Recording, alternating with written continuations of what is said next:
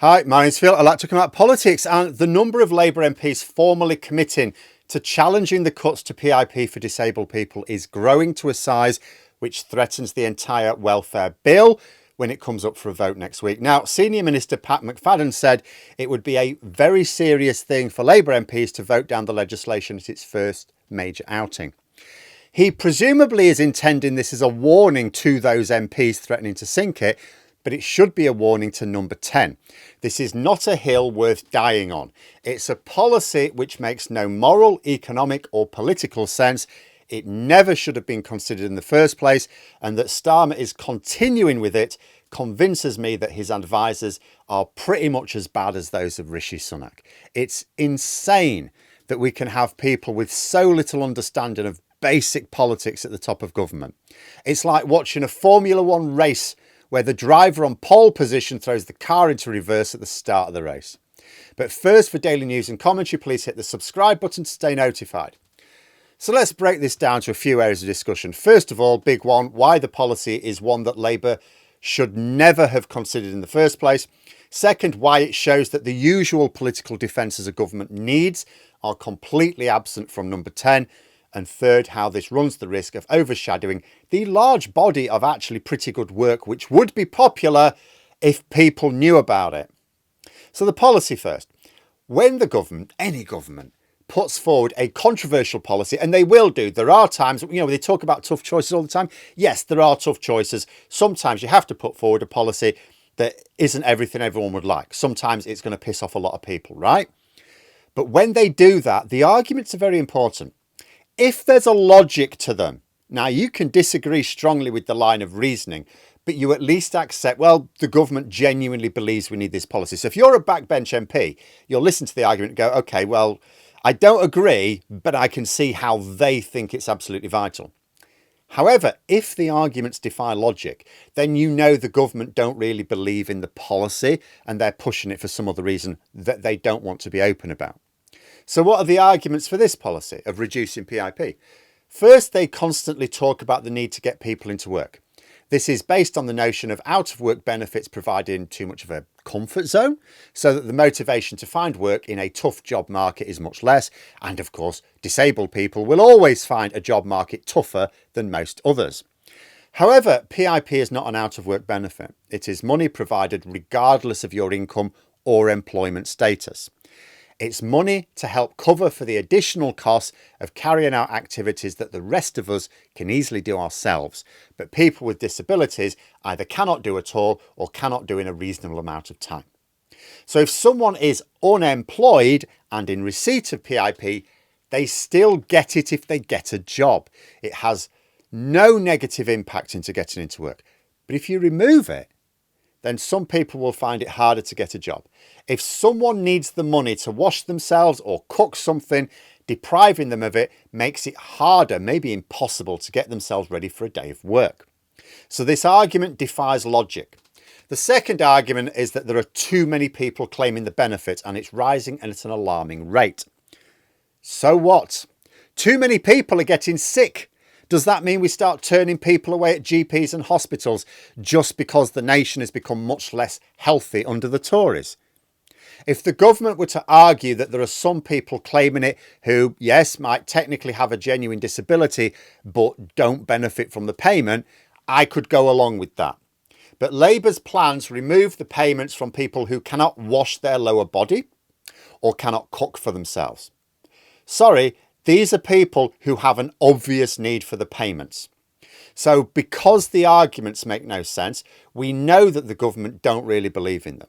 They're doing this because Labour have a general policy of squeezing day-to-day spending in the short term to boost investment and infrastructure so that in the next 10 years, we'll be able to boost both day-to-day spending and carry on investing in infrastructure as the economy finally grows for the first time in nearly 2 decades. I appreciate that strategy. It makes a lot of sense. But it means that the real reason for these cuts is to find money in the budget. And the people who formed this policy thought this would be a relatively easy way to do it. Welfare spending cuts tend to be popular amongst key voters. Like welfare and international aid tend to be the two areas of government expenditure which, by and large, a lot of voters don't like because they don't see the benefits themselves. So you could see the political calculation here. However, the cuts to disability payments were locally very unpopular. There are key Labour seats where a higher proportion of voters are strongly against the moves, not just disabled voters.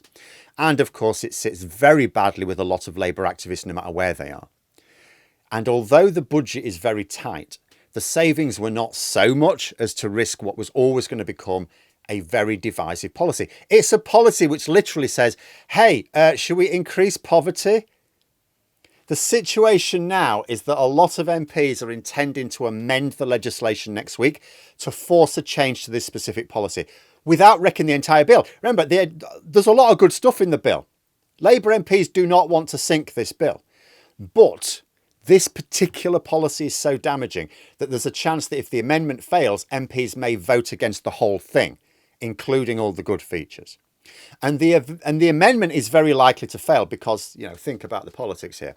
First of all, most Labour MPs will vote against it as ordered. Most Labour MPs will, as they should, generally speaking, vote the way their leadership tell them to. But almost all opposition, well, I don't know how it will split. I would suggest, however, that a lot of opposition MPs will vote against the amendment as well, in order to force a very damaging split in Labour. Because here's the thing, if the amendment goes through, if the amendment is supported by the opposition, that's good, but actually that's the best case scenario for Labour. Because the bill still goes through, it's been amended, this particular aspect of it. It gives the Treasury and Number 10 a headache, but then it's their fault for this in the first place. But that is the best outcome for Labour. But the best outcome for Labour is not generally the best outcome for opposition parties. So if the entire bill is defeated before the final stage, that would be hugely damaging for Keir Starmer. Whips and ministers are desperately trying everything to cajole MPs into voting for the bill as the government are presenting it. Some have even tried to call it an effective confidence vote, although I gather, and have threatened things like withdrawing the whip and deselecting MPs. Downing Street seem to have denied the more serious threats ranged against rebels. But such is the stakes here, that whips are basically trying every threat they can think of. The political advice that led to this mess should be immediately sacked. It's incredible it was ever followed for this long. This is now a lose-lose situation for Starmer. I mean, think back to 2019. Theresa May failed to get her EU withdrawal agreement passed several times. She kept putting up for a vote, and she was suffering not just defeats, historic defeats. There'd never been defeats like it.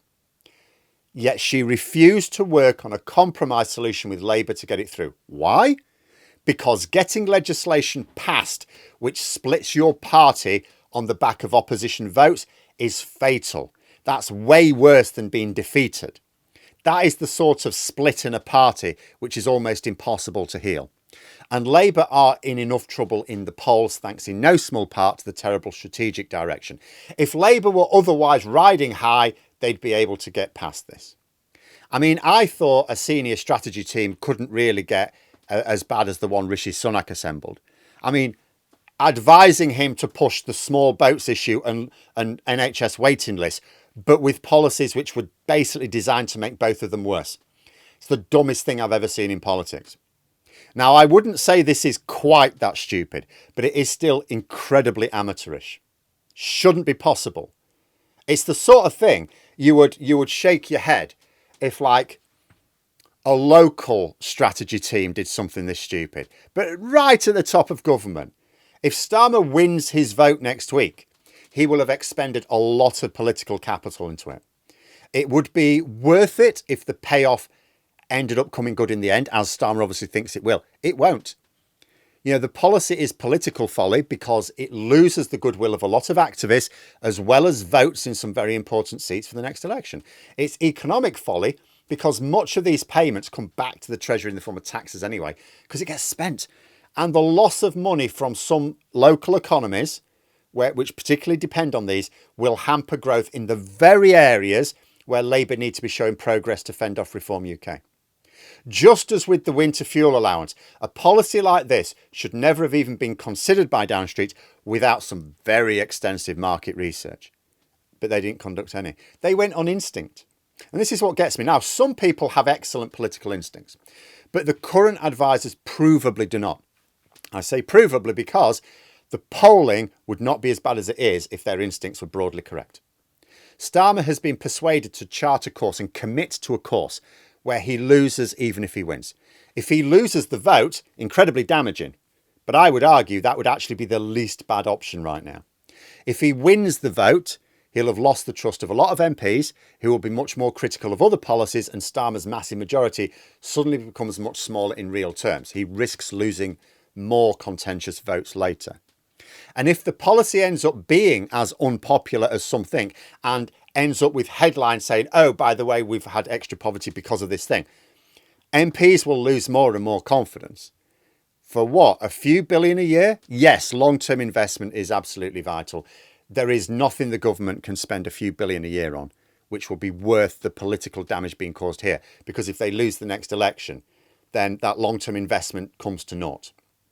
It's debatable whether it's even net positive economically, if it just passed easily. And the massive problem with this row is it detracts from all the good stuff in the bill and elsewhere. Like, there was an announcement today. The poorest parts of England are getting a boost for NHS services. That's the sort of positive news Labour want talking about. It's helping tackle wealth inequalities. But instead, the biggest news is about Starmer ramming his head against a massive rebellion in order to pass moves to increase the overall levels of poverty. It's utterly insane. Labour have a difficult enough time getting positive news to the public as it is. But they stand no chance whilst there's negative news for people to talk about instead.